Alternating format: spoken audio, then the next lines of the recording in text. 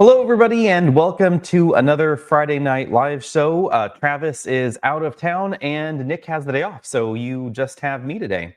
So let's just try and actually, before we dive into some of the questions, we should probably talk about some of the posts that we've done on Facebook recently regarding one of these hot button topics that I've seen all over the news, and it has to do with EV trade-ins.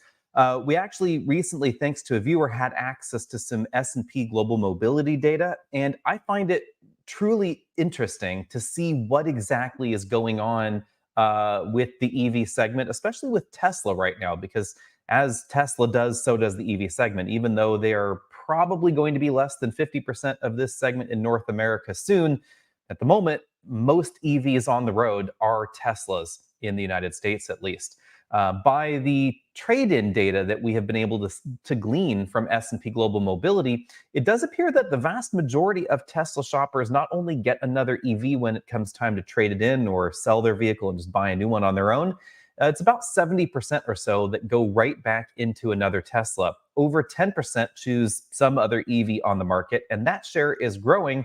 Meanwhile, the number of people that seem to be going back for a gasoline vehicle actually does seem to be shrinking. Right now, it's around 13% for a pure gasoline vehicle. Hybrids and mild hybrids, they're about another 10% or so. So it's still a pretty solid number that are going right back into another EV.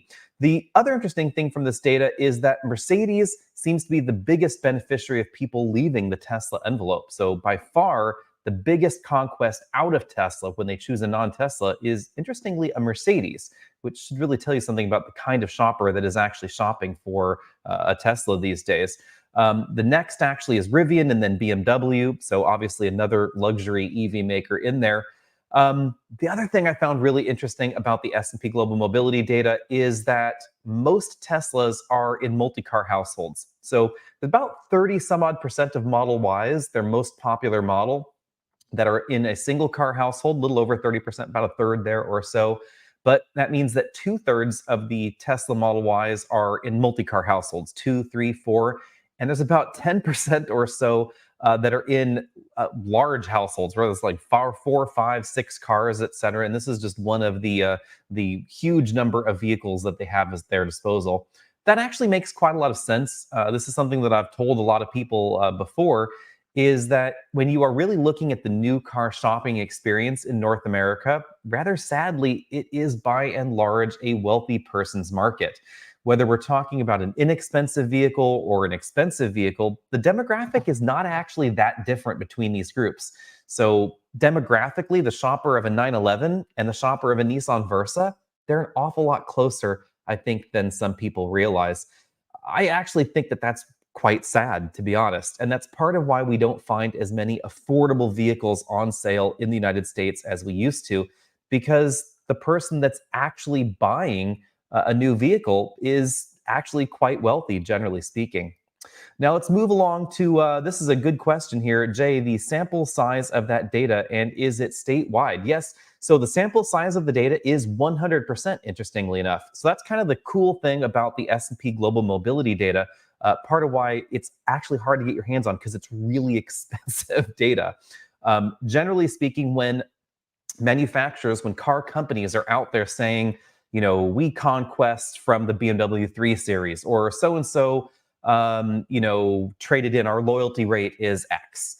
That actually comes from S&P Global Mobility's data, or another company doing basically the same research. So what they do is they actually pull all the vehicle registration data from every state in the United States every month, and they basically look at it and they go, okay, well, this household has this car registered. And then the next month, that car is no longer registered to that address. What new vehicle took its place? Or what used vehicle took its place? Because they can tell that from the data. A lot of people don't realize this. Car registration data is not private information. It is public information, and companies like this, companies like JD Power, they have access to the data.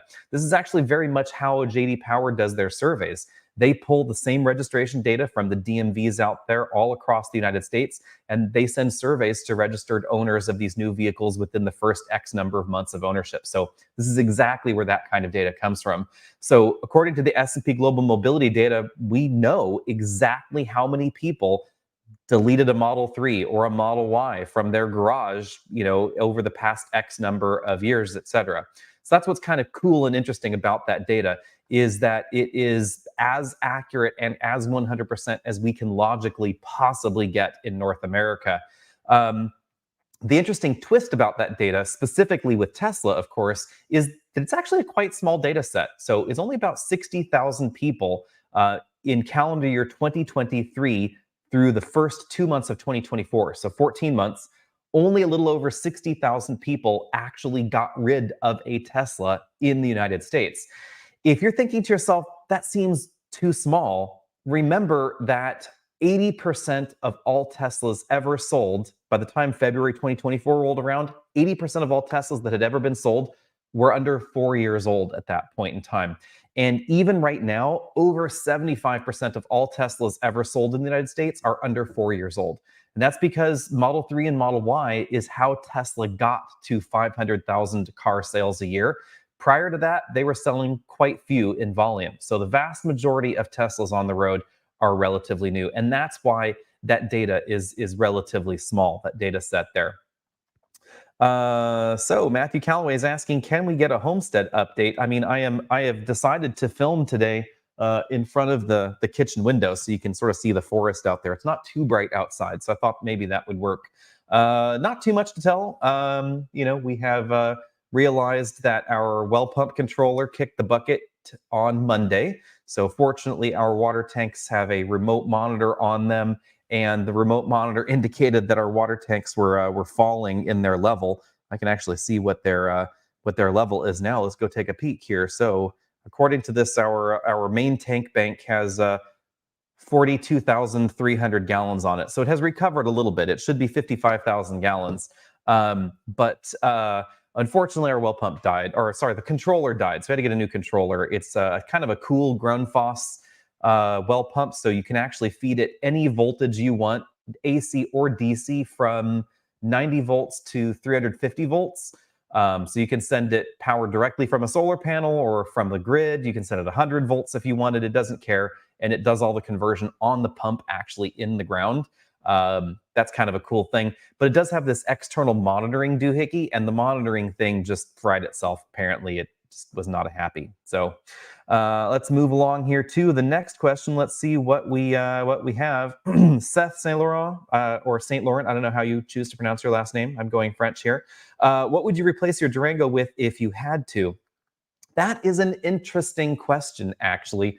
Every time I'm at an event where there is a new SUV or a smaller mid-sized pickup truck that can tow a reasonable amount, I get asked by people, would you buy this, or are you going to replace your Durango with this? If I had to do that today, I think I probably would get a GM half-ton diesel truck, and I would just live with the fact that three-point turns would be, I guess, the way that I would just have to live. I'd get a GMC, I think, because I like the interior and the exterior more. I think the Chevy is too funny looking on the outside. And the interior is nice, but I think that the GMC looks better. If I had to choose an SUV, I think that's trickier because there aren't many SUVs that will tow what I need to tow. So I would be basically looking at something like a Wagoneer or an Expedition. None of that segment, I would say, does a fantastic job of towing in any better way than the Durango does. So I might end up with something like the GMC Yukon, something along those lines. We all know that the Yukon is getting a refresh. I can't talk about too much yet, but I mean, the rumor mills have been out there. We know it's kind of coming up. So expect something kind of similar to what we saw in the Chevy. Let's move on here. I would say, can't talk about this. Stay tuned. So not that model year, different one. Moving on, Sharon B. What do we think of the new Mavericks, the best trim? I really like the new Maverick. I also wonder why we bother having a turbo anymore. In my head, I think that Ford could probably get away with limiting the hybrid trims even more. It is worth noting that in the 2025 Maverick, you cannot get the 2-liter turbo in some trims now, and you can't get the hybrid in the Lobo and in the off-road Tremor trim, obviously. But intriguingly, the bottom trim appears to be hybrid only. I'm asking for clarification on this because Ford was showing us an XLT trim with the 2-liter turbo, and on the last spec sheet they sent me, it doesn't have that option. So I'm not sure if this is just an incorrect spec sheet, etc., but we'll see how that goes. Um, but the hybrid has been fantastically popular, and they are increasing production of it. So they have implied that they should be able to make enough hybrids to keep the current sales split of 50% hybrid, 50% turbo going, while also increasing the volume to over 100,000 units a year. We'll see how that goes. Kind of in line with this here, my thoughts on the Lobo making only 238 horsepower.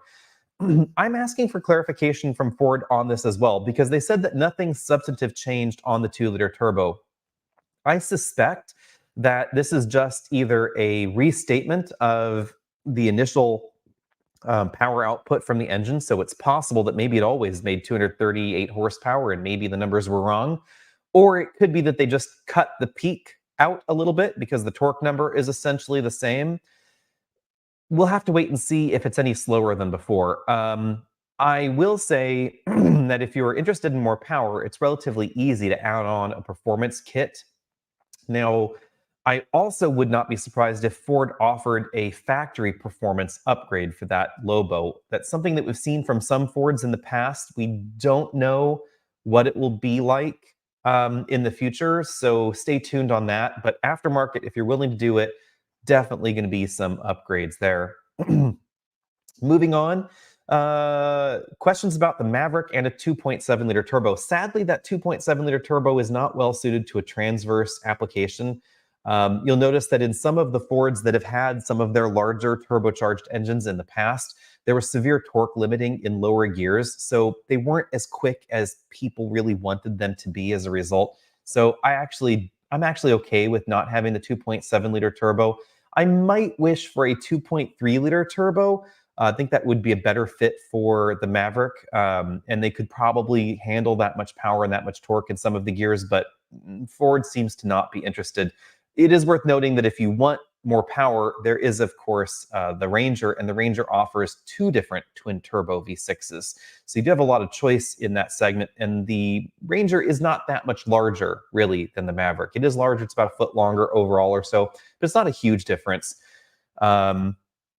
Mike is asking if the RAV4 next generation is being shown later this year. It does not appear so. It appears that 2025 will just be another same generation RAV4. So I would not expect the next generation RAV4, or most likely a heavy refresh, probably, of the RAV4 until next year at some point in time, possibly early next year. But it does appear that at this moment, we have a reasonable idea of what Toyota is going to do for the rest of the year. They're actually one of the more transparent car companies out there, and it doesn't appear that we're going to get that on there.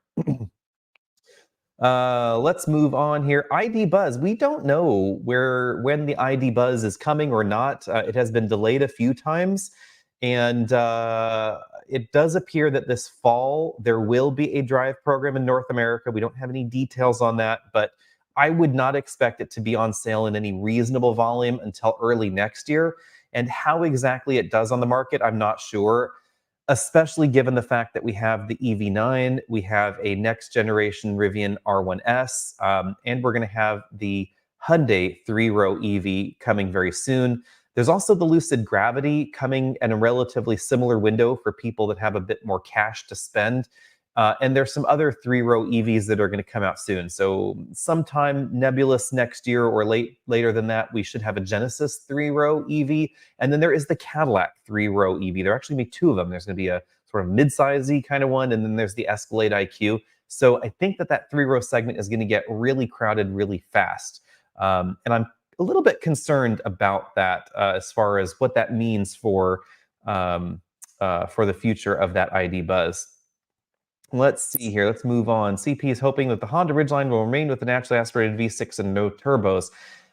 It's difficult to say at this point in time. Honda has restructured that V6 a little bit, but the writing's on the wall. The industry is going towards turbos. We don't know who the holdout will be, but it most likely will be some form of turbocharged engine at some point in the future, especially if we see a higher performance ridgeline. It's going to be the 3.5 liter single turbo 6 that we've seen from Honda for a while, but we don't know exactly. And it is entirely possible that that 3.5 liter V6 could live on for a while. It does appear, rumor mill wise, that the Odyssey will probably lose the V6 in the next generation. Exactly to what, we just don't know quite yet. Let's move on here. If we had to choose a cheap new car with an MSRP under 25K, which car would we choose, excluding the tracks? I think that the Buick Rendezvous, not Buick, not going back in decades, Buick Rendezvous, no, that would be the Buick Envista. Very similar value proposition to the tracks. Also, the Kia Soul is a great option. If I had to pick myself, I would say that the Soul is probably super high on my list. It's boxy, it's practical. I think it actually is a hair more practical than the tracks. It's not quite as fun as the tracks. It is a little bit slow. It will have a CVT. If you're not a fan of that, that could be a problem. And the tracks, of course, is going to have a regular automatic. You can get a Seltos for somewhat close to that price range as well. I would skip the base Corolla. It technically is under 25, including tax for the base version. Not the biggest fan of that model. That's probably where I would stick, would be the Soul, especially given the fact that it has a really long warranty. You could get a good deal on a Sentra, probably, because the Sentra is not long for this world, it appears. The Versa, not long for this world either. It doesn't seem like the deals are quite as good as on the Kia Soul there, so that's something to keep in mind. But you're definitely looking at this, cheaper end of the segment. If you're looking towards the Nissans, I would probably recommend an extended drivetrain warranty on those. You can get that pretty cheap. They do have a relatively long drivetrain warranty from the factory. I believe it's 5 years, 70,000 miles, if I recall correctly. On the Nissans, you can bump that up to $150,000 from the dealer relatively easily. If you are concerned about the Kia long-term, ditto there. You can extend the powertrain warranty 10 years, 100,000 miles to 150,000 miles relatively inexpensively if you do it at the point of purchase. Aside from that, in that sub $25,000 range, there's not a lot. And next year, there will be even fewer. If you're looking for all-wheel drive and you're willing to spend a little bit more, then I would go with maybe Trailblazer. That's actually a pretty decent option as well. Although if you're not a tracks fan, you probably aren't going to like the Trailblazer. And then I would say, you're probably looking at maybe Mazda CX-30, reasonable deal on the CX-30. And you could probably Seltos, upper end trim of Seltos for something along those lines. Drew is asking if the EV9 was under consideration for our next long-term vehicle test. It actually kind of was, but we very quickly actually deleted a whole lot of Kias and Hyundais from the consideration list, simply because we had the EV6, which is why we also removed all the Fords from the consideration list, because we recently had the Lightning and the Mach-E both, and then we had an EV6 and we had a Hyundai Nexo, so we just whacked Hyundai and Kia from the consideration list. And we really, going into the Blazer, part of how we ended up with the Blazer was I really wanted the next long-term test vehicle to be either a Honda or a GM product, since it's been actually quite some time since we had a GM product. And oddly enough, we've never had a Honda. Don't know how that happened. And I really, really wanted the Honda Prologue because it could kill two birds with one stone, Prologue and basically Blazer at the same time. But we could not get a good deal on a Prologue. I understand that they're out there, though. We actually got an email from a viewer saying that in Maine, he was able to get, a guy was able to get a very similar deal on a Prologue to the Blazer that we leased down in Southern California. So they are out there if you're interested in a teal Honda Prologue. I thought that the Prologue was better looking than the Blazer personally. I think the interior is better in the Blazer, but the exterior is better in the Honda. Aside from that, also on the consideration list was a Sorento plug-in hybrid, but as I said, we deleted all the Kias from consideration.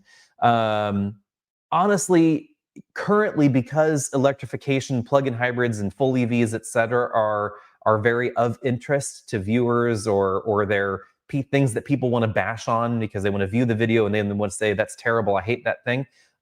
We honestly had to delete a lot of Hyundais and Kias from consideration because there are just so many out there. I mean, if you're looking at plug-in hybrids, Hyundai and Kia have the biggest plug-in hybrid lineup by far in North America, and actually probably the broadest array of electric vehicles outside of Tesla as well, because they have Kia has 3 EVs right now, a whole bunch of plug-in hybrids, and Hyundai has 2 EVs, if I'm counting correct, 3 EVs actually as well, with a 4th coming online soon. So a lot of models to choose from in that conglomerate. And it shows by their sales. So if you combine Hyundai and Kia, because they're effectively one car company, it's basically Tesla, then Hyundai, Kia, then Ford as far as sales in North America on the EV side. So that's that. Let's move on here, mentioning German competition. Why isn't Audi or Porsche included, especially for EVs? It depends on what we're talking about as far as the main vehicle of focus. Audi is usually in the set for our direct comparisons, especially if we're talking about Volvos. Audi tends to be in the set. And then it kind of depends on the segment. So in a subcompact crossover segment, for instance, it would definitely be Audi in consideration because Q3 sells very well, but the best seller is XC40. If it ends up being sort of 3-row SUV or 2-row midsize SUV, then oddly enough, when we're talking about that segment, it's Volvo that outsells the Audi. So when we're talking about the 2 or 3 direct competitors here or there, there's just oftentimes not room for that next one. But we will always include the Audi where we can, especially in pricing graphics. Oftentimes we will talk about them in the extra segment, the final segment, comparison segment of our videos. But if the videos get too much over 30 minutes, then we start having to cut comparisons because it just seems like people don't want to watch a video that's 40 minutes long, and then the view statistics get disadvantaged on YouTube. And so we just have to start hacking away. Let's move along here to another different question here. Moving along, K cars. No, I would love to review a K car, Peg Gang. So if you have a K car or a truck and you're in California, reach out to us because I love the K cars, and I wish we could get more of them in the US. I actually kind of wish that it was easier to import them into the US because I think they're adorable and fantastic and quirky. So I think there should be some sort of exception there, I guess. Let's move along here. Crazy Wee Monkey is asking, is there any new car on sale other than the Mirage that you would recommend against buying? I would say, generally speaking, no, with the caveat that it depends on the price, because I firmly believe anything can be excused for the right price, including the Mirage. If the Mirage was $10,000, I'd be all over the Mirage. I think that would be a fantastic deal. The problem I have with the Mirage is that it is the same price or more expensive than the Versa, and it's just not as good of a car. And that's why the Mirage, I think, is a terrible deal. But it often goes for pretty much anything out there. I think that the Chevy Blazer EV is an atrocious vehicle for $51,000. The reality is nobody's paying $51,000 for it, and you can get about 20 some odd $1,000s off the hood if you want to go buy one. And at that price, I think it's perfectly fine. It actually might even be a solid deal depending on how you want to look at it, but definitely an okay deal at that point in time. So I would say that's the biggest factor for me often is the pricing, and does that compensate enough for whatever may be wrong with the vehicle, whether you're concerned about reliability or you're concerned about dependability, maintenance costs, etc. I think all of that can be excused for the right price tag, including unreliability. So, if you're looking at a Wagoneer versus a Toyota Sequoia, I'm not going to tell you that the Wagoneer is more reliable than the Sequoia. Probably not. Numbers don't bear that out. We don't have good numbers, but what we do know, probably not as reliable. Now, if you could get that Wagoneer for $20,000 less than a Sequoia, are you likely to have $20,000 worth of repairs and maintenance in the average ownership cycle? Absolutely not. So it's still going to be a better deal. But if they're the same price and you're worried about reliability, then I would say choose the more reliable one. That is an absolute easy win. Let's move back to a super chat. Thanks, Anton, for the super chat. I accidentally skipped your other super chats. Let's go back to there. Here we go. Follow-up question. If you're buying a premium or luxury two-row SUV in 2025, which one would you look at? If you're still listening, comment down there in the comment section about what segment you're looking in and how much you're looking to spend, because I would say I have a decent number of recommendations there. I really like the BMW X5. I would say if money is no object and I'm looking for just generic two-row German thing, I think the BMW X5 is all kinds of fantastic. It's gorgeous inside. I think the interior is the best in that segment. I think that the GLE is well done, but for the price tag, I think the GLE comes across as maybe not quite as nice as the X5, especially given the fact that the X5 is going to be less expensive. And I think that the XC90 is really well done if you want a third row. There's a reason it's the second bestseller in that segment. If you are looking for a two-row, I would probably take a look at the XC60. I think that's an underrated option in that segment. So under 70K for a two-row. You could squeak in an X5 in there perhaps. But I would probably gravitate a bit more towards plug-in hybrid XC60. I like the value proposition that you get in the Volvo lineup combined with the style of the interior and the exterior and the plug-in hybrid system. You get a lot of fun, 455 horsepower, solid fuel economy, excellent performance. You get the ability to use carpool lanes if you're in a state that allows that sort of thing with a plug-in hybrid. So that's definitely a win there for me. And if you lease one, the leasing rates are actually pretty decent. Often because remember that plug-in hybrids get the green vehicle tax credit according to the IRS. So even if it's not passed along to you, sometimes that does help factor in the cheaper lease deals.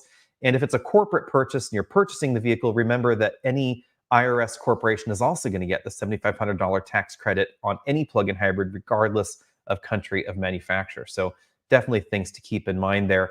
I would say on the two-row front, absolutely could not go wrong with the Q5. I think the Q5 is a really solid option, and there's some pretty good deals going on Q5 right now. If you can find a Q5 plug-in hybrid, especially if you're kind of looking at a lightly loved one, I actually really liked that plug-in hybrid. I don't know why Audi has had kind of an on-again, off-again relationship with their plug-in hybrid systems. I would probably skip in that segment. I would skip Lexus RX. I think that the RX comes across as just too expensive for what you get and not luxurious enough in this generation. Again, I think that could be fixed with price, but I don't think they're doing that. I would say if you could get a deal on a Genesis GV70, that's a really great option as well. I think the GV70 is just a really well-rounded option in that segment, and it's exactly what I would expect Lexus to do, but they haven't done. So in a alternate universe, I could see a universe where Lexus was Genesis, and those are the kinds of things Lexus could be doing, but rather unfortunately, they're not. So let's move along to another super chat. Thanks to San Diego Cruiser for that. Lightning 22, 23, 24, used 2022, is it worth it? There aren't huge differences between the 2022, 2023, and 2024 Lightnings. They have made some changes here and there between them, of course, since the vehicle launched, but they're not enormous changes fundamentally for the Lightning. I would say if you get a really good deal on a used Lightning, then that could be worth it. But you could also check and see, I'm not sure what the deals are right now on Lightning. It does appear that Ford has been aggressive at putting some cash on the hood, and Lightnings are qualifying for the full $7,500 tax credit, which is point of sale now. So depending on the used car deal, it is possible you may actually be able to find a new one not too far off. So depending on the number of miles on the used car and on the new car, that could help direct you. Keep in mind, of course, some of the minor details that do change model year to model year, like the early 2022s especially. It took a while for Blue Cruise to be available on them. So if you're interested in that function, keep that in mind. You won't qualify, obviously, for the introductory period of Blue Cruise and functions like that, or the connected services, depending on the used model.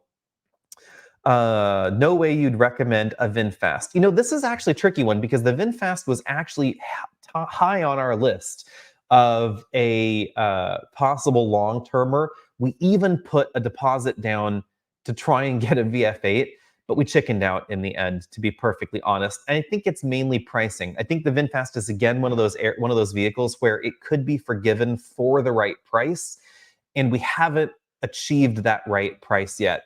Bearing in mind that the VinFast is not made in North America and its battery pack does not contain its minerals from the approved list of countries, so it's not going to qualify for the federal tax credit. And that means any way you slice it, an Equinox or a Blazer or a Model Y is just going to be cheaper.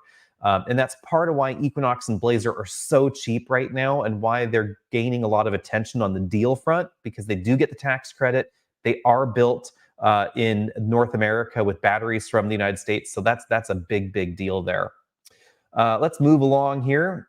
Kenton is asking, will Mazda have a plug-in hybrid in their compact or subcompact vehicle in the future? There have been lots of rumors on this, but it does not appear that it will happen anytime soon.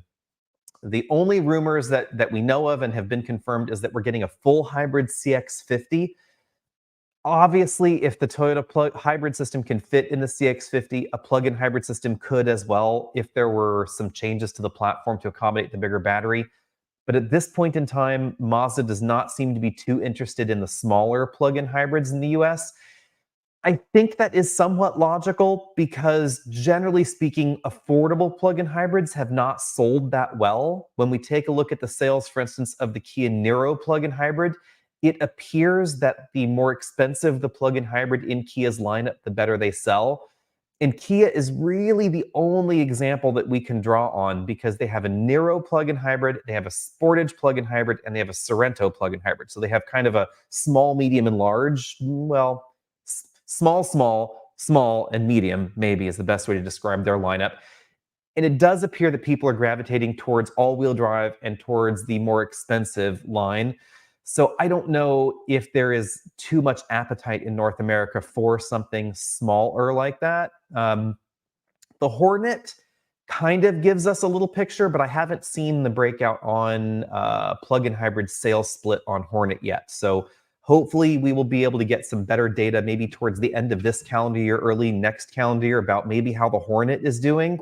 But I would be surprised if Hornet plug-in hybrid sales are really setting the skies on fire. And with Dodge, you also have to remember that Stellantis needs the credits. So they're going to incentivize those, especially plug-in hybrid leases, and that's going to artificially inflate those numbers. Let's move along here to the next super chat. Thanks for all these super chats, guys. Drew is asking, are my thoughts on a Toyota replacing 100,000 engines in Tundra and Lexus part of the recall, etc. This is an interesting question. I am personally intrigued, not just by this decision. It wasn't really much of a decision. I mean, they had to do it. So, NHTSA was getting involved. Engine failures were becoming relatively common. The failure rate was not insubstantial, existing failure rate. And then Toyota admitted that the failure rate would essentially be 100%. So it was not really an option for them to not recall. But I was kind of surprised by some of the customer or consumer reaction on this, like, oh, Toyota did the right thing because they recalled this. Well, A, they didn't have a choice. I mean, it did need to get recalled. NHTSA would end up pressuring Toyota until they did recall them all. So it was kind of inevitable there. And also the failure rate is extraordinary. It's 100% is what Toyota has said the failure rate will be, which is why they're all getting recalled. But aside from that, it is going to be a big financial hit from Toyota, but it's not as big as some people have indicated. So if you're watching some of the other people out there or reading some of the other reporting, I have seen reporting where people are saying it's going to be $33,000 a hit for Toyota to replace those engines. That is absolutely positively false. There's no way this will cost Toyota $30,000. Now, this is the critical thing that some people are getting wrong in their reporting. It's been a limited amount of reporting here, mind you, but if you have an engine failure in your Tundra, and for some reason you were an early failure and your dealer said, no, this is not going to be covered, and then you get a bill for your repair, it is entirely possible that you could have been charged $30,000 for that new engine, the new turbos, all the labor, etc., for replacing that engine. That does not mean that's what that cost Toyota. And that's where people seem to get this confused. According to reporting a few years ago, actually, mind you, we don't have 2023 numbers for engine costs. The average cost of a four-cylinder engine is under $1,000, actual cost of manufacture. The average cost of a V6 engine is under $2,000, including turbocharged engines. Now, with the Tundra recall, according to information that we have from a local dealer that we were able to discuss things with, we don't have any final determination from Toyota yet, but it appears that what's going to happen is the dealers will be sent a fully assembled engine without the intake and exhaust plumbing. So they will unbolt the existing turbos and intake and exhaust manifolds, replace the gasket, put the manifolds on the new engine, mate it with the existing transmission, put it back in the vehicle. So they're not replacing radiators. They're not replacing hoses necessarily unless they're damaged. They're not replacing the catalytic converters or the exhaust manifolds or the turbos or any of that. So actual cost to Toyota to manufacture these engines is likely under $2,000 because it's simply the raw cost of materials, the cost of operating that assembly factory, and the robots that are actually doing the machining on these blocks and assembling them, etc. So it's a pretty low cost. The much larger cost is likely going to be labor. At around $150 an hour for North America, it will depend on whether or not there is some sort of warranted arrangement for reduced labor cost to the dealers for this arrangement, which we have seen in the past. So sometimes big recall campaigns like this, the manufacturer actually tells the dealer, for this warranty repair, we will reimburse you X for X installation. So we don't know what that number is yet, but it's most likely that Toyota will say, we're going to pay $130 an hour for this warranty repair, and we will reimburse you 15 hours or whatever the prescribed hourly rate is for this replacement. So it's not going to be open-ended most likely, and it's likely going to be a lot less than the $30,000. My personal estimate is it's going to be somewhere between $6,000 and $8,000, even if it took 40 hours for this engine swap to be done, which it shouldn't. It should actually be a solid hit on Toyota, but remember that Toyota has about $100 billion cash on hand. This might cost some hundreds of millions of dollars. It's going to be a relatively minor impact. Let's go back here. So San Diego Cruiser is saying that the Lariat Lightning that he's looking at is under $50,000, used under $50,000, new 70 Lariat. Okay, under $50,000 for the used, new is $70,000 for the Lariat Lightning. I would probably go for the used. $20,000 is a pretty reasonable discount there. Nathan is pointing out that the 2024 Lightning has the heat pump. I would say $20,000. That's, again, it's going to depend on where you are and some of these factors. That is a good point, Nathan. Thanks for pointing that out. So if you are in a really cold area, you might want to look towards the 2024, but only if you really need to stretch that range out. If you're in a fair weather state, and I would include all of the Pacific Northwest in that fair weather statement, it does get cold up there now and then, but not enough to have the biggest impact on range there. I would probably still go with the used model. Let's move on here. Here's a good one before we move to the next super chat. Someone's asking about the base Corolla LE, and someone's considering the base Corolla LE. Tell me why I'm not the biggest fan of it. The big thing about the Corolla is that it is kind of boring, and it also is a little on the expensive side for what you get.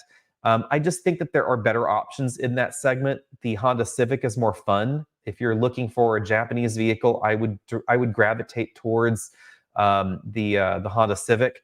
My other big problem with the Corolla in this generation is that it lost a lot of interior room. So the back seat in the Corolla is very, very tight, and the trunk could be a little bit better. So I would say my bigger problems are performance, the boringness of it, the tight back seat, and then Coupled with all of that, there's the Prius. If you're looking in the Toyota lineup, and actually outside the Toyota lineup as well, probably, I would go towards the Prius. The Prius is going to save you a notable amount of fuel versus the base Corolla. It's significantly faster, significantly more powerful. It's prettier. It has more room on the inside. It's more practical because of the lift back. So I think with the Corolla LE, it's simply that there are better options out there, and that's how I would describe it. G. Abe, thanks for the super chat here. What vehicle would I pick for a solo around the USA road trip? Trying to pick something that you could occasionally sleep in. I would generally go towards minivan, obviously, if you are willing to go that route, because you have a completely flat floor, lots of room for sleeping bags, for even an air mattress if you wanted to. That's definitely the direction that I would go in. When I was a kid, we spent a lot of time camping in a minivan, and even off in college, spent a lot of time camping in minivans because they're really, really practical. If you're looking for something a bit more, a bit easier to park, a bit smaller, et cetera, not minivan, then I would probably go for really any of the mid-size 3-row SUVs, especially something like a Sorento on the cheap side of things. If you're looking for something affordable, Sorrento's really handy in that it's about the same size as a Highlander on the inside, except that it's more RAV4 price-wise. So definitely something to take a look at there. Let's move on down here to, let's see, our next super chat here.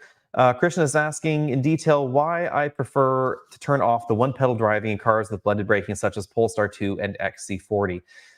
Mainly it's because aggressive one-pedal driving it's not as smooth. So especially if you're a passenger in the vehicle, you definitely get this sort of bobblehead thing as you're driving. Even if you're smooth in a vehicle with one pedal driving, I've been in vehicles where people thought they were the smoothest thing since glass, and you can still tell that they're in one pedal drive mode. I've made this bet with all sorts of EV drivers that I know. You get in their car and they're like, I bet you don't know what drive mode I'm in. And then 2 minutes down the road, you're like, you're in one pedal driving mode. Or you aren't in one pedal driving mode. Easy tell every time. The other main reason is that those vehicles don't need the one pedal drive mode because they have blended braking. So you can get the greatest efficiency when you're driving, especially in moderate traffic on the open highway, letting the vehicle coast, because that's going to give you the best fuel economy. And then when you do want regenerative braking, you just put your foot on the brake pedal and you can control that regenerative braking in a very controllable and linear fashion. So that's the reason that I prefer that here. Let's move on here. Live out a minute. I'm moving along here. I think I might have accidentally missed one of your super chats here.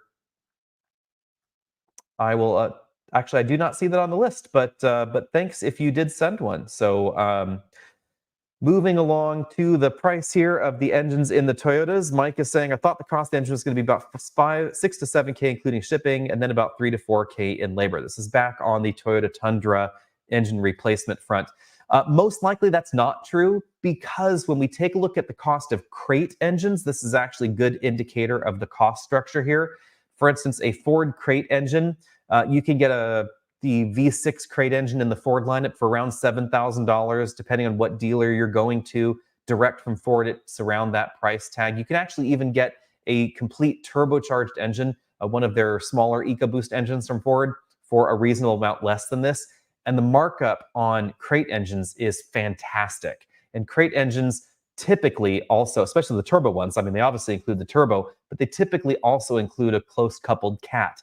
If that's necessary for that engine design, depending on exactly what the crate engine is going in and that sort of thing. But crate engines have big markups on them, and you can get a crate engine for much less than that. That's really how you can tell that that is not the cost to Toyota. Again, we're simply talking about the cost of raw materials here. So for the engine, we're talking, the cost of the cast iron or the aluminum, depending on what component we're talking about, the raw cost of plastics. And Toyota is paying well below the market rate for aluminum, because they're buying a lot of aluminum So the going rate, the market rate for aluminum for a few hundred pounds of aluminum isn't actually even the cost of raw materials to a manufacturer like Toyota. So that's the big thing to keep in mind there. Uh, Moving along here, do I ever regret not getting an F-150 hybrid? I'm a little torn on that. I kind of like the F-150 hybrid, but when it comes right down to it, I don't personally need the power offload capability, that much of it, because um, I live off grid. So when the power's out for everybody else, it's never out for me. But because it can be out in the winter, because there could be, we can have a lack of sun in the winter. I have a 7 kilowatt diesel generator that's just, going to last longer, and it's easier because it's always here versus the F-150. And that's kind of the problem that I personally have with the theory of backing up a home with an EV or with a hybrid truck like that, is that it's great if the truck is at home, but what if your family is at home and they don't have power and your truck is somewhere else, it's with you, or worse yet, you've flown somewhere and your truck is parked at the airport, so it's not like your spouse or someone can even go get it to bring it home to help back up your home. I prefer personally more permanent backup infrastructure for homes, whether that's a home battery pack, which I think is a great idea for a lot of folks out there, or my particular solution, or a generator, a natural gas or a propane generator. That's just my personal preference. So that's how that goes. Drew is asking, when is the drive event for the Volvo EX90? That is in 2 weeks, I believe, 3 weeks. So you should know more about that soon. There's, of course, going to be an embargo, but solidly by the end of August, we should know how the EX90 drives. Let's move back along here. Oh, another super chat came in, so thanks, Val, for that. Any ideas for the best vehicle to carry 6 passengers and tow a 30-foot Airstream? Oh, at the same time. You're going to be pretty limited there. You're really going to want to focus on payload capacity. And so you're looking at the big three and their options in the full-size SUV segment. So basically, Tahoe Suburban, Yukon, Escalade, Wagoneer, Grand Wagoneer, and Expedition and Navigator. It's worth noting that we're going to get a new Navigator here soon. So you might want to stay tuned if you're thinking about that. So wait for that one. The highest towing capability in that segment is currently in Wagoneer at the moment, but I would say don't focus on the tow rating as much as the payload capacity, and that is going to depend on options. If my recollection is correct here, I believe that the GM triplets currently have the best payload rating in the segment. I can do a quick search here. And the reason for that is, because the Suburban can get up to about 1,884 pounds. And I believe the Wagoneer is less. Yeah, Wagoneer is significantly less. It's about 400 pounds less than that. So I would probably go towards Yukon or Suburban or Tahoe. We are going to get an update to the Yukon soon. So if you're shopping in that segment, you might want to wait for that. But mainly because of that payload rating. Remember that payload is everything, including the driver and the tongue weight on the vehicle. So 6 200-pound people, you're already at 1,200 pounds, and you don't have a lot of tongue weight technically left. That can get pretty tricky as far as the payload ratings go. Obviously, most people go over the payload ratings. The payload ratings tend to be pretty conservative. So in this consideration, I would recommend getting the adaptive air suspension in the Tahoe or Suburban, because that's going to load level the suspension up and give you that extra safety margin, that extra cushion there. And also make sure you use a load leveling hitch on the Airstream. But that's probably the direction that I would go as far as that. Moving along here, which gas car or hybrid SUVs are you most excited about for 2025, 2026? That's a good question. I am really interested to see whether or not we will get a range extending Wagoneer. They have basically all but said that there will be one. So the range extending plug-in hybrid system that we find in the Ram Charger, that will happen in a Wagoneer format. And I'm really intrigued by that because no other manufacturer is doing something quite along those lines.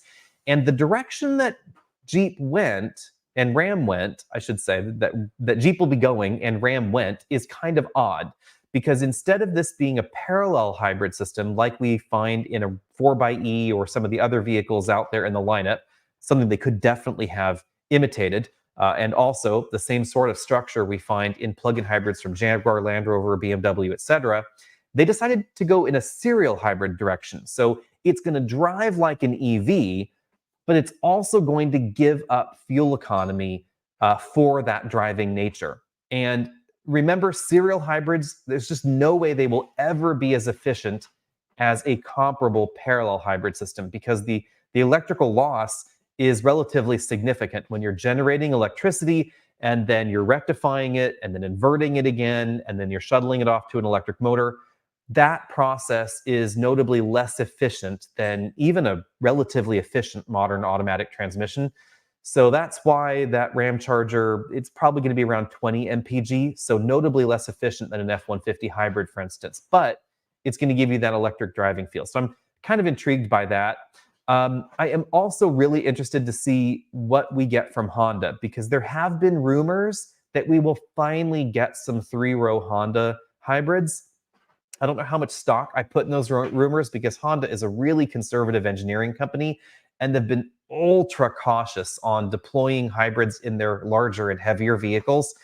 I don't know exactly why, but I have a feeling that that is going to continue. So exact dates around that are a little bit tricky. Other than that, we probably will just see a rehash of the existing entries in this particular segment. It does not appear that we're going to get anything from Ford or Lincoln on the plug-in hybrid front or hybrid front anytime soon.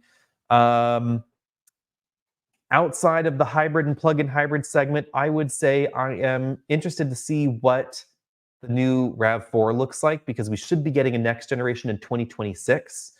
I'm also really interested to see what will finally happen to the Honda Passport because hopefully we'll finally get an updated Passport. Expect it to be kind of a two-row Pilot because that's what we get now, but something along those lines should definitely be coming down the pipeline soon. Let's move on here. We already drove the refreshed Ram 1500, so you could check out our first drive video on that. As far as video here in-house, do some more complete testing. That should be coming over the next 2 to 3 months. We hope that we will get one towards the middle of summer here. Stay tuned on that. That should happen soon. I would say the only thing really that I'm waiting on for that final impression is really to see what the towing fuel economy and towing performance is like.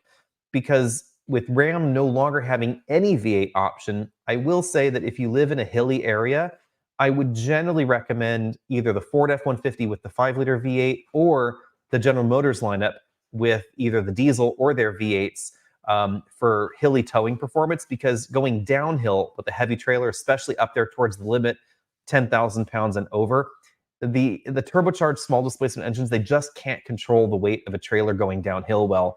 And for me, in my area, that's definitely a bit of a problem. Let's move along here. Alvin is asking for a replacement for his 2018 Stinger GT. I miss the Stinger. I kind of wish they still had that in the lineup.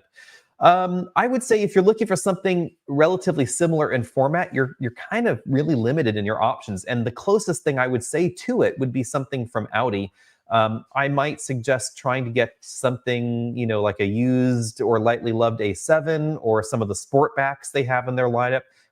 That kind of is what reminds me the most of the Stinger, or the Stinger reminded me the most of at the time when it still existed in the lineup. Outside that, I would say you could definitely stick in the Kia and Hyundai portfolio if you went and got a Genesis G80 or a Genesis G70. The G70 is going to drive more like the Stinger. The G80 is going to be maybe a little closer to the size of the Stinger, depending on what you're talking about and what your needs are. Aside from that, rather unfortunately, we just don't have that same kind of vehicle anymore. And I am pretty sad about that.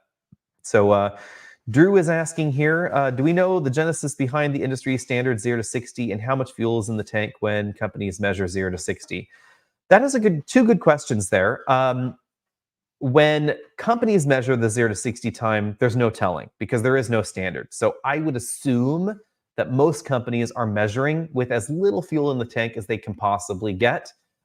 We always measure it when we first get the car, and then we do a duplicate after we have refilled the fuel tank. It's worth noting that almost all of our 0 to 60 numbers are done on regular unleaded because I always put regular in it unless the engine specifically says requires premium. I don't stick premium in it. So if it says recommended, it gets regular unleaded. And then we do a 0 to 60 time as well. And we only mention them if they're different. 9 out of 10 times, they're the same, whether it's on premium or it's on regular. Bear in mind, though, that I live in a climate where the weather is relatively mild. So if you live in a hotter climate, especially Phoenix in the summer, etc., then you may notice a difference in hot weather, regular unleaded to premium unleaded. The genesis of the industry standard, I've heard a bunch of different stories about this, and I'm not quite clear which one is true. But it is worth noting that 60 miles an hour has been a speed limit in areas of the country. 55 miles an hour, of course, is a popular speed limit in Britain. 60 miles an hour is a very popular speed limit. So it does sort of make sense that you might want to know how quickly you can get up to highway speeds, especially if you think about, Los Angeles, where a lot of car publications were the sort of the second motor city of America. And you look at some of the older freeway entrance ramps in Los Angeles, especially 110, there was a stop sign and then a very short ramp up onto the highway. So I have a feeling that maybe that's where some of those numbers came from. So Aaron, thanks for the super chat there. Aaron is asking, he might leave his Polestar 2 behind for potentially new tech next year. Any two-door city EV recommendations? Seems like the small sporty EV market is small. This is a good question. I would say Mini is probably where I would start, and Mini is probably where I would end as well. We actually have a Fiat 500e in the driveway. Probably be posting some stuff on Facebook on that soon, and I don't like it. I am just not a big fan of the price tag. This comes actually, I think, back to the price on the 500e as well. But aside from the price on the 500e, I just don't understand why it is here. Like, of the Fiat vehicles that Fiat could possibly have brought to North America, this is the one that they should absolutely not have brought to North America. They could have gotten away, I think, with the 500 as a convertible, because the convertible exists in Europe, and that would have been totally cool. Would have been the only electric convertible, under $300,000 practically in North America, because we're going to get ostensibly soon a Cadillac, a very expensive EV. There's supposed to be, Tesla Roadster, things like that in the future. So that could have been unique and cool, but they didn't. They gave us the blah one. And they also charge a lot for it. It's over $30,000, the one that's up there in the driveway, meaning an Equinox with 2 extra doors, bigger cargo area, better ride, and twice the range is actually going to be less expensive than the 500e. So that's my big problem with some of those small vehicles. The Mini line, on the other hand, I think Mini just did a better job of not only making the vehicle feel like the price tag is worth it, but also focusing on some of the other features. Even though the range is still relatively small and it's a relatively small vehicle, etc., I think that they fixed enough about it and they paid attention to enough of the details that it makes sense for me. And I think the brand also just has more cachet to it, so that helps justify the price tag. And I would say that justifying the price tag is important in this segment, because remember, building a 500e does not cost significantly less than building a much bigger vehicle with the same size battery pack. Building a Nissan Versa versus building a Nissan Maxima, the cost structure really is very, very similar, because the research and development team still had to, bill billable hours for their labor. You still had to design it. You still have to manufacture it. The factory still has to be built, the stamping, the engines, all that kind of stuff. And the small amount of raw materials difference and the smaller motor or the smaller engine just doesn't actually create that much difference in the cost structure. And that's kind of some of the problem for some of those small vehicles. Let's move along here. Anton is saying, for a higher powered vehicle, do we typically drive it like it's stolen or more moderately? See a lot of AMGs driven like a Lexus Barge. You know, we always drive vehicles, I think, the way that they're intended to be driven. And we always test them here and there as appropriate. But if I'm going to film anything on camera, I'm certainly not going to be speeding on camera. Because, you know, I'm not the Belltown Hellcat dude up there in the Seattle metro area that is now in very big trouble for doing very stupid things with his car. So I will just leave it at that, shall we say. Moving along to the next chat here. What else do we have here? Daniel is thinking about a newer CPO compact CUV, live in Southern Virginia where you rarely get heavy snow, need the carrying space for things like wheelchairs and easy access. I would say I would generally look towards something with a really low step-in height if you are looking to put things, especially in the back, some of those larger, bulkier items. So if you want to go small enough, I would say something like Kia Soul is going to be very practical because it's basically a little box on wheels. And then aside from that, most of the compact crossover segment is going to be pretty similar. RAV4 is the best seller in the segment, CRV, etc. They're all going to have very similar lift-in heights as far as the cargo area goes. Depending on your height and how easy it is to get in a vehicle for you, you might want to take a look either at that boxy segment or something a little bit lower to the ground if you're a little bit lower to the ground. So something like a Subaru Outback can get easier to get in and out of, and the load-in height in the cargo area is going to be lower, even though it has a lot of ground clearance. So I would generally veer towards those options there. Depending on the size vehicle or what inventory you see on the dealer lots at the time, you may be able to get some good deals on the Venza, which is now exiting the segment. There's the upcoming Crown Signia from Toyota that also has a relatively low step-in height. Those get very good fuel economy as well, so those might be excellent directions to go. Moving on here, Matthew is asking, didn't GM pivot back to plug-in hybrids? Any news on that or timelines? No real news. Also, no real timelines from General Motors. In an ideal world, it is entirely possible that they could put hybrids and plug-in hybrids back into some of their ICE vehicles that have a corollary in China, especially. So we do see that GM is building some of their modern car platforms as multi-engine, multi-drivetrain platforms, especially for Asia, most notably China. So if this is a vehicle designed for the US and for China, and in China it gets a hybrid and a plug-in hybrid, pretty easy to adapt that to North America. Production timelines would generally really hinge on, can they get batteries here? Can they get motors, enough of that construction capacity, manufacturing capacity soon enough? Also, for the plug-in hybrid side, can they build those batteries in North America and source them without the Chinese critical material content? Because without that, they would be too expensive. That's the important thing to remember. Plug-in hybrids, we have seen sales go all over the map.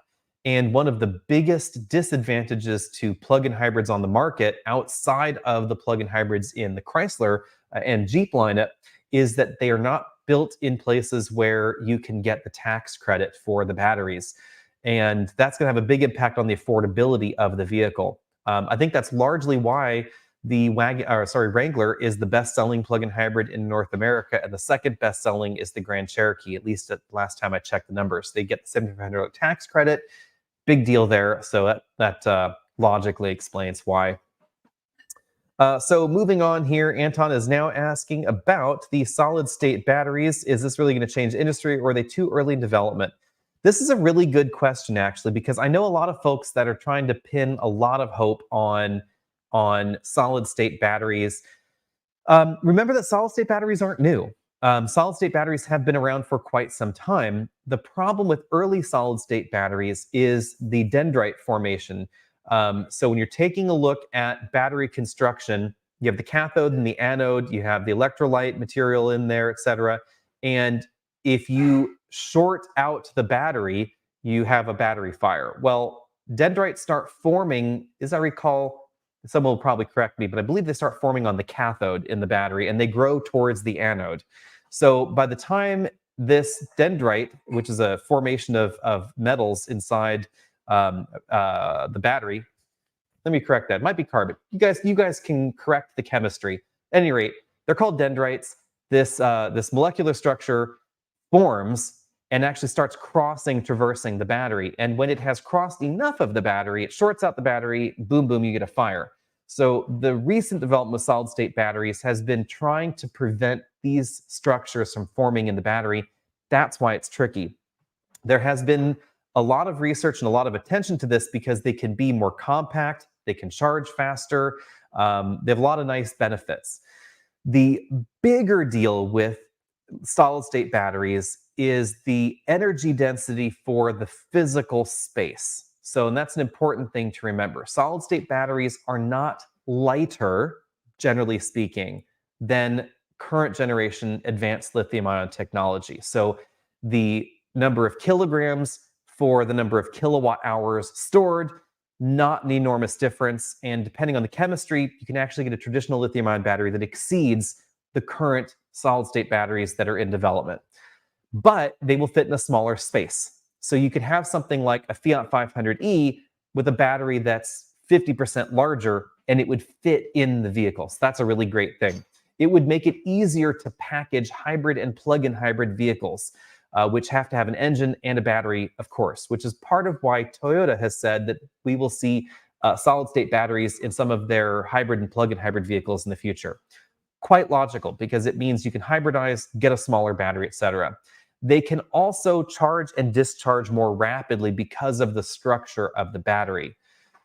The tricky thing with EVs is that this may or may not actually change much. So if you take an existing EV, say a Tesla Model Y, and you put a solid state battery in it, it's not going to make the Model Y lighter.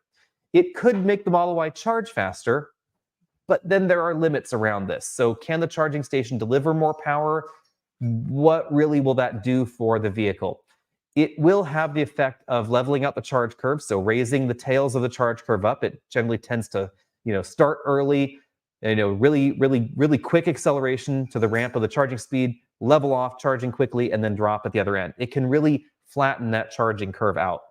But can the charger deliver that much power? Those are other questions. Will we get to 5-minute charging? No, because 5-minute charging in an EV would require conductors the size of a dinner plate.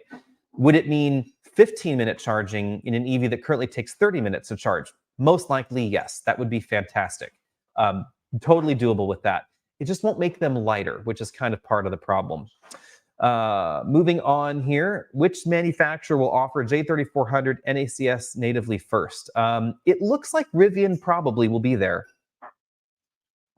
It's probably going to be Rivian or Ford or General Motors, one of the three of those. My money is on Rivian because it seems like Rivian has been a little bit more aggressive there, relatively chummy with Tesla on the charging standards. Ford more aggressive on the integration with Tesla's charging network, but seemingly less aggressive at deploying changes in the vehicle lineup. Remember that the J3400 transition is more complicated than simply the connector. It is not simply a swapping of the connector on the vehicle. The integrated level 2 charger on the vehicle has to be completely redesigned to support J3400 charging. The reason for that is J3400 natively supports higher 277 volt charging, not 240 volt charging as the limit like we find in J1772. And that is a very logical change. It's something that Tesla has long supported, off and on, officially and unofficially in their vehicles, but definitely supports currently in their lineup. If you want to know more about that, dive into the 277 volt video on the channel. But bottom line, that's one of the reasons. The other reason is that in a J3400 system, as we see in the current Tesla lineup, when you plug into a DC fast charge station, there is no relay to disconnect the AC charger from the equation. So the AC charger has to be designed to not fry itself when high voltage DC is presented on the input connectors. Not a huge change that's easily designable into the thing, but it does need to be integrated into the design. So that and the higher voltage charging are why it's going to take a while. So they also have to put them into production. And then we probably have to see a redesign of the charging contactors that are connecting and disconnecting the battery on the high voltage DC change. Exactly the time frame for that is a little bit tricky. So, we will see who does that change first. Moving along here. Another super chat. Thanks, Anton, for the super chats.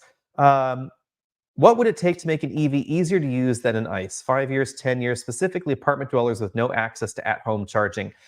I would say we are actually pretty close to this, because if we take a look at the modern Hyundai and Kia lineup, I would say this is a good example of the possibilities here, because they charge really quickly, more rapidly for the 10 to 80% charge, and importantly, the 10% to 100% or 0 to 100% charge window than any other EV currently on sale in the United States. Definitely faster than we see in the Tesla lineup.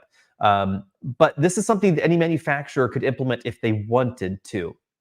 How much it matters to current EV owners, I honestly don't know. I would say it's relatively unimportant, because most EV charging sessions happen at home or at the office.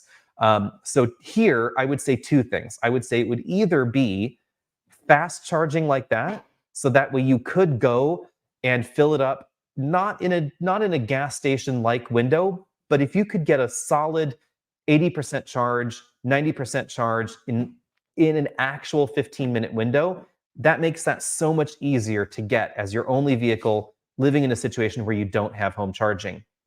But more logical would be companies, workplaces, office buildings, churches, malls, schools, etc., having level 2 charging available.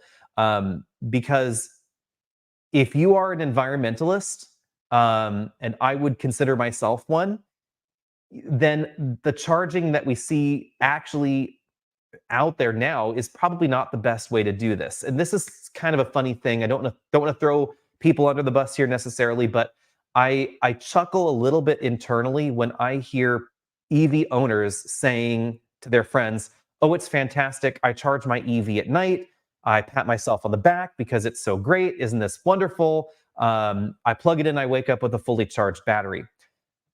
That's when my internal environmentalist says, we are all going about this wrong. You actually shouldn't be charging your EV at night unless you live in the Pacific Northwest and a few other states, or Canada, which get a huge percentage of their power from hydro. If you're in those states, then your power is green 24/7. If you are in California or Texas or a lot of other places, then you should actually be charging when you are getting the most renewable energy on the grid. And that's not going to be at night, because the sun is shining during the day. And right now, as you can see, it's going down. So if I were to plug my EV in now, this would be the least efficient time for me to charge my EV, because I would be pulling power out of my my lead acid battery pack that's way down the hill there. And I would be, throwing a lot of kilowatt hours on the ground.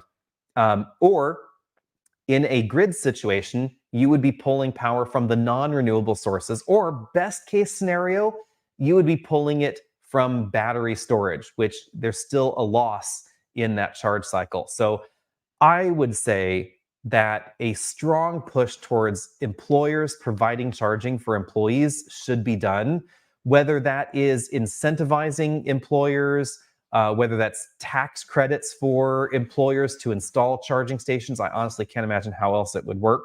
Not too many employers are going to do it out of the goodness of their heart, but having some carrot and stick maybe approach, or just a carrot and a carrot approach, where it's like, utility companies say, hey, you install an EV charger at your office, we'll give you this much credit on your next electricity bill, because they know you're going to buy more electricity from them. I think that would be the way to go. Also, perhaps incentivizing EV charging at the workplace in some other way would be something that I would logically support. If you could provide EV charging as a tax-free benefit to your employees, that would actually be kind of an interesting twist. We see, for instance, currently right now that employers can give employees phone reimbursements, and that's a pre-tax benefit to the employee. They don't pay tax on cell phone plan reimbursements. They also don't pay tax on certain qualifying car allowances. So I think that's something that could be done interestingly that could kind of incentivize that. If you live in an apartment and every time you're at the office, your car's charged on your way home, that would be the biggest thing. Let's move along here. Other than Tesla, what manufacturers offer great ADAS? This is an interesting one, actually, because I don't think that Tesla is honestly at the top of the ADAS game anymore, especially since they removed radar from their vehicles. The reliance on camera-only systems is a problem, actually, for Tesla. And that's something that we see time after time after time, not just in standardized tests from IHS, et cetera, but other manufacturers' tests as well. If you have specific requirements for your ADAS system, I would say go for the Insurance Institute for Highway Safety's numbers. They do a good test with that. Outside that, in my personal experience, I would honestly, depending on what you're talking about for ADAS, I would look for systems that do reverse autonomous emergency braking. That's a big, big one, especially cross-traffic reverse emergency braking. Systems that use radar and LiDAR are coming on the market now, so we're going to see more and more of that coming up. They have considerably better vision for detection of the systems. Generally speaking, for the active safety side of things, Volvo and Mercedes are two easy wins. Toyota systems are fantastic as well, especially once they're combined with the reverse systems and blind spot monitoring, which isn't standard in those vehicles, mind you. Honda and Acura's ADAS systems, they can be really intrusive. So I'm not the biggest fan of the way those perform. If you're looking for hands-free drive assistant, Super Cruise, hands down, absolutely the best. Remember that full self-driving, technically not a hands-off the wheel system yet. We actually have seen a lot of curb rash. There are other incidents out there. There was recently a death. Tesla's getting sued because a Tesla on full self-driving hit a motorcyclist and killed him. But I honestly blame Tesla for that. As well as the driver, because the driver should have had their hands on the steering wheel, but Tesla bears some responsibility for their marketing and their advertising of full self-driving as something that it's not. It is not full self-driving because it's neither full nor is it self-driving, oddly enough. At any rate, hands on the wheel system, so keep those things in mind. Let's see here. Sorry for all the super chats. Blame the bourbon. Oh, well, hey, have more bourbon apparently. Thanks for the $10 there. So, Garrett getting married in under some weeks. Congratulations to you. So, let's do one last question here before we sign off for the evening. So, thanks everybody for your answers, etc. Have I noticed a real world impact from the Supercharger layoff team? It does not appear by the data, even anecdotal data, that we have seen really any difference in Supercharger performance because of the team layoff. Rather, we see logically some delay in the rollouts of the V4 Supercharger stations. That's probably the biggest impact, I think, that we have seen so far is the rollout of the V4 stations. And that affects the Tesla ecosystem, I should say. So, Cybertruck owners that are out there wanting to charge at 800 volts, get that fast promised charging. That's where we see a big impact from the Supercharger team layoffs. Outside of that, casually, GM has blamed those layoffs for the reason that we don't find Supercharger adapters yet for the GM vehicles. You'll notice GM was number 2 to sign up for the Supercharger network. Ford got the adapters. You can go charge your Mach-E, your Lightning at the Supercharger station, and you can charge your Rivians there. But we don't have that ability in the General Motors lineup, and it should have happened by now. GM has basically implied, although they won't say this on the record, but they have implied that it is because the Supercharger team was laid off and they're scrambling to get that integration done on the Supercharger side. So we probably will see Supercharger access before the end of the year in the General Motors lineup. We just don't know exactly when that will be.